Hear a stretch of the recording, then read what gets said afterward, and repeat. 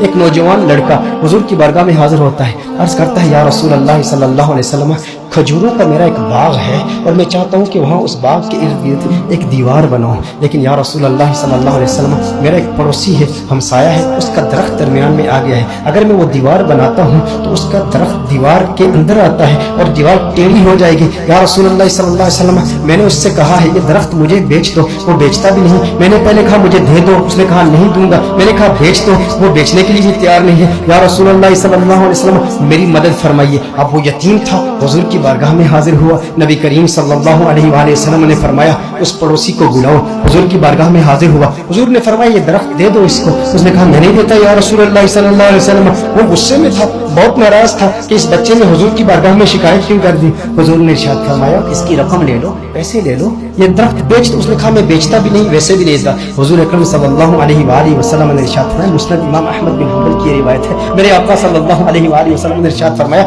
اچھا ایسا کرو کہ یہ درخت تم اس کی قیمت بھی لے لو اور اس درخت کے بدلے جنت میں ایک ایسا درخت ہوگا کہ جس کا سایہ اتنا طویل ہوگا کہ اس کے نیچے اگر 100 سال تک ایک سوار اگر سواری کرتا رہے تو اتنی طوالت ہے اس کی، اتنا سایہ ہے اس کا، وہ درخت جنت کا بھی لے لو۔ اس نے کہا یا رسول اللہ صلی اللہ علیہ وسلم میں قبول نہیں کرتا۔ اب وہاں پر صحابہ کرام علیہم رضوان موجود ہیں، حضرت سیدنا ابو الدحداء رضی اللہ تعالی عنہ صحابی رسول موجود ہیں، عرض کرتے ہیں یا رسول اللہ صلی اللہ علیہ وسلم آقا اگر یہ درخت میں کسی طریقے سے اس سے خرید کر اس یتیم کو دے دوں تو کیا یہ آپشن میرے لیے بھی اوپن ہے کہ جنت میں مجھے بھی وہ درخت مل جائے گا؟ اگر یہ درخت اس کے پڑوسی سے میں خرید کر اس یتیم کو دے دوں، میں کہتا ہوں یتیم سے میرے آقا صلی اللہ علیہ وسلم کو کس قدر پیار ہے، میرے آقا صلی اللہ علیہ وسلم سے عرض کرتا ہے کہ اگر یہ کسی طریقہ سے خرید کر میں اس یتیم کو دے دوں تو کیا یہ آپشن میرے لیے بھی اوپن ہے؟ نبی کریم صلی اللہ علیہ وسلم نے ارشاد فرمایا ہاں تیرے لیے بھی ہے۔ حضرت ابو الدحداء رضی اللہ تعالی عنہ فوراً اس شخص کے پاس جاتے ہیں، آپ فرماتے ہیں تو مجھے جانتا ہے؟ کہا جانتا ہوں، تو وہی ہے نا جس کے باغ میں 600 کھجور کے بڑے بڑے درخت ہیں، تیرا باغ اتنا مشہور ہے کہ مدینہ منورہ کے بڑے بڑے تاجر تیرے باغ کی کھجوریں کھانے کے انتظار میں رہتے ہیں، اور اس باغ کے اندر پھر اتنا بڑا محل تعمیر کیا ہوا ہے، میٹھے پانی کا کنواں ہے، تو اتنا مشہور بندہ ہے، تیرے باغ کے چرچے تو پورے مدینے میں ہیں، پورے شہر میں ہر بندہ تجھے جانتا ہے۔ اس نے کہا کہ دیکھو کہ اگر تیرے اس ایک درخت کے عوض میں تمہیں اپنے 600 کھجور کے درختوں کا باغ دے دوں تو یہ سودا قبول ہے؟ یہ سودا قبول ہے؟ وہ حیران ہو گیا، یہ کیسے ہو سکتا ہے؟ ایک درخت اور ادھر اتنا بڑا باغ، ابو الدحداء کیا بات کر رہے ہو؟ کیا واقعی یہ سودا کرنا چاہتے ہو؟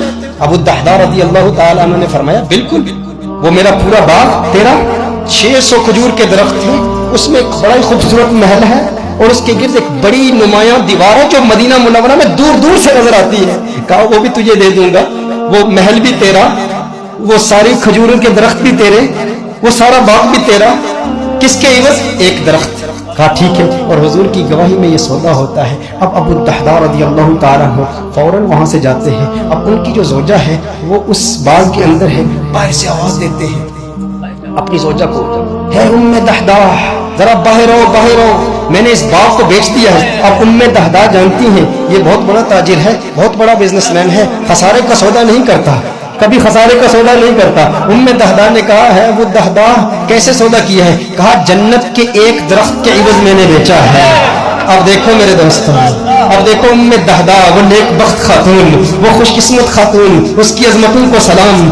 آج آپ سوچیں کہ اگر آپ کی بیوی ہوتی اور آپ اپنے گھر جاتے اور اپنی بیوی سے کہتے ارے سنتی ہو باہر آ جاؤ باہر آ جاؤ، گھر سے باہر نکلو، یہ گھر اللہ کی راہ میں دے دیا ہے، وہ کہتی ارے ابھی تو یہ نیا ٹی وی رکھا ہے، ابھی کچھ زیورات رکھے ہیں، زیورات تو نکالنے دو، ارے نادان انسان تو نے کیا کیا، گھر ہی اللہ کی راہ میں دے دیا۔ ابو الدحداء رضی اللہ تعالیٰ عنہ نے باہر سے آواز دی، کہا ایک جنت کے درخت کے عوض۔ ام دحداء نے یہ بات سنی، کہا تم نے بڑے منافع کا سودا کیا ہے، بہت منافع کا سودا کیا ہے۔ ام دحداء فوراً اپنے بچوں کو پکڑ کے اس گھر سے باہر نکلتی ہے، باغ سے باہر نکلتی ہے، اب ننھے بچوں کے ہاتھ میں کچھ کھجوریں بھی ہیں، کھجوریں ان کے ہاتھ سے نکال کے کہتی ہے اب یہ کھجوریں ہماری نہیں ہیں، میں نہیں چاہتی کہ ایک کھجور اللہ کے راہ میں دیے گئے مال سے میں اپنے جیب میں رکھ لوں، تو لے لے، کہیں اس کی وجہ سے جنت کے درخت میں ہمیں خسارہ نہ ہو، کہیں جنت کے درخت سے محروم نہ ہو جائے۔ ساری کھجوریں لے کر باغ کے اندر رکھ جاتی ہے۔ کہا کہ اس کا ایک ننھا بیٹا تھا، اس کے منہ میں ایک کھجور تھی، मुंह से खजूर निकाल कर फौरन बाग में रख दी। कहा अब इस पर हमारा कोई हक नहीं है,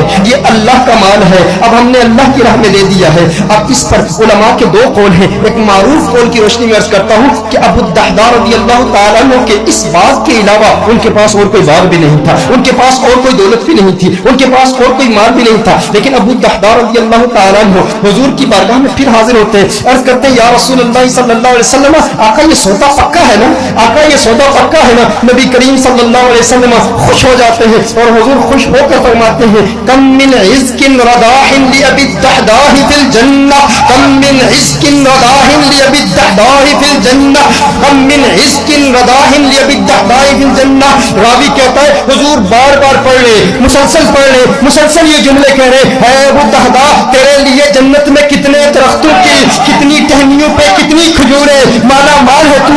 बार बार हुजूर इरशाद फरमा रहे बार बार यही जुमले। और दो रिवायात इसमें, दो मुख्तलिफ रिवायात में मुख्तलिफ अल्फाज है। कम मिन इज़्किन रदाहिन लि अबी दहदा फिल जन्नह। हुजूर अकरम सल्लल्लाहु अलैहि वसल्लम ने एक दूसरी रिवायत में फरमाया एक दरख्त के इवज एक दरख्त का सौदा किया था, अब तो तूने 600 दरख्त दे दिए तो जन्नत में 600 दरख्त तो कम से कम तुझे मिलेंगे ना। मैं मोहम्मद अरबी सल्लल्लाहु अलैहि वसल्लम जन्नत में देख रहा हूँ कि खजूरों के कितने दरख्त अल्लाह जल्ल व अला ने तुझे दे दिए हैं। मेरे दोस्तों इतनी कुर्बानी दी, एक यतीम की खातिर दी, लेकिन उन लोगों की कुर्बानी का अंदाज भी देखे, उनकी कुर्बानी का अंदाज भी निराला है। आज कोई कुर्बानी दे ना और उसे जन्नत की जमानत मिल जाए, या कोई कहे, कोई शेख ही कह दे, कोई स्कॉलर ही कह दे, कोई ऑर्गेनाइजेशन का मेंबर ही कह दे, कोई तहरीक वाला ही कह दे इतना काम करे ना तो फिर तेरा काम कबूल हो जाएगा। वो कहते हैं मैंने तहरीक के लिए, मैंने दीन के लिए, मैंने इस मस्जिद की तामीर के लिए, मैंने कंजुल हुदा के लिए, मैंने दीनी ऑर्गेनाइजेशन के लिए, अपनी तहरीक के लिए इतना बड़ा काम किया, अब ये काम काफी है। लेकिन सहाबा किराम अलैहिम रिज़वान का ये मिजाज नहीं था। अबू दहदा के लिए मेरे आका नारे लगा रहे हैं, बार बार फरमा रहे हैं अरे कितनी खजूर है, मैं देख रहा हूँ जन्नत में ये सारे तेरे हैं। बार बार इरशाद फरमा रहे हैं भाई जितने इतनी तसल्ली मिल जाए और लिसाने मुस्तफा से मिल जाए, आका की जुबान से मिल जाए, उसकी किस्मत किस उरूज पर होगी। लेकिन फिर ये वही अबू दहदा है, उसके बाद भी मेहनत करते रहे। ग़ज़वाए उहद में जब दुश्मनों ने हुजूर पर हमला किया, अबू दहदा अपने सीने पर उन तीरों को बर्दाश्त कर रहे हैं और मेरे आका के कदमों में शहीद हो जाते हैं। और ग़ज़वाए उहद के बाद मेरे आका ने तलाश किया, कहा मेरा अबू दहदा मुझे दिखाओ। अरे वो खजूर वाला मेरे आका अबू दहदा को देखते हैं और देख के मुस्कुराते हैं और मुस्कुरा के फिर फरमाते हैं कम मिन इज़्किन रदाहिन लि अबी दहदा फिल जन्नह। अबू दहदा जन्नत में खजूरें ही खजूरें, खजूरों के दरख्त। मेरे आका खुश होते उसकी हौसला अफजाई फरमा रहे हैं। मैं कहता हूँ कैसा खुशबख्त है जिसने हुजूर की जात के लिए, हुजूर की जान की तहफ़्फ़ुज़ के लिए अपनी जान दे दी। काश यूं मौत आए मेरे हमनशी, काश यूं मौत आए मेरे हमनशी, नज़ाका और हो जाए मंजर हंसी, वो उधर अपनी जुल्फे समाया करे और इधर दम हमारा निकलता रहे। हुजूर की जुल्फों का असी, हुजूर की जुल्फों को देखता हुआ इस दुनिया से चला गया। दिल में, जिगर में, आंख में बस तू ही तू रहे, इसके सिवा न दिल में कोई आरज़ू रहे। इस एहतिमाम में शौक में सजदे करूं अदा, तेरा ख्याल आए तो दिल बावजू रहे। और जन्नत मेरे नसीब की वाइस को बख्श दे, मेरे कफन में गैसी में जाना की भूले। जो उनकी जुल्फों को असीर होते हैं वो ना अपना नाम मांगते हैं, ना वो तस्वीरें, ना वो एलानात के शौक रखते हैं।